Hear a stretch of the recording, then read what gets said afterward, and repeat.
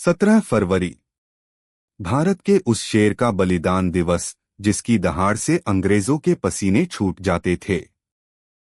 पुणे के एक सरकारी दफ्तर में काम करने वाला ये मामूली क्लर्क आगे चलकर अंग्रेजों का काल बना। जब अपनी बीमार मां के अंतिम दर्शन की छुट्टी नहीं मिली, तब फड़के जी ने गुलामी की जंजीरें तोड़ने की कसम खाई। उन्होंने कलम छोड़ी और हाथ में उठाई वो ऐतिहासिक तलवार जिसने सशस्त्र क्रांति का बिगुल फूंक दिया। सह्याद्री के दुर्गम पहाड़ों में जाकर उन्होंने रामोशी और भील समाज के जाबाज योद्धाओं को एकजुट किया।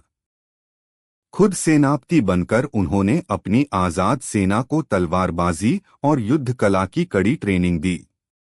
घोड़े पर सवार होकर जब वे बिजली की रफ्तार से निकलते तो अंग्रेज सिपाही रास्ता छोड़कर भाग खड़े होते।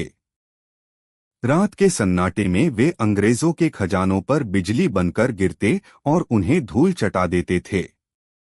एक साथ कई अंग्रेज सिपाहियों को अपनी तलवार से पीछे धकेलने वाले वे अकेले वीर योद्धा थे।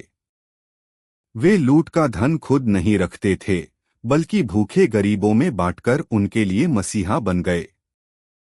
हाथ में तलवार और पुरानी बंदूक लिए वे युद्ध के मैदान में मौत का दूसरा नाम बन चुके थे। उन्होंने छापामार युद्ध ग्योरिला वॉर से अंग्रेजों की नाक में दम कर दिया और उनकी नींद उड़ा दी। अंग्रेज उनसे इतना डरे कि उन पर उस जमाने में 4000 रुपए का इनाम रखा गया, जो 8 करोड़ों के बराबर है। लेकिन अफसोस, अपनों की ही गद्दारी की वजह से अंग्रेजों ने उन्हें सोते समय जाल में फंसा लिया।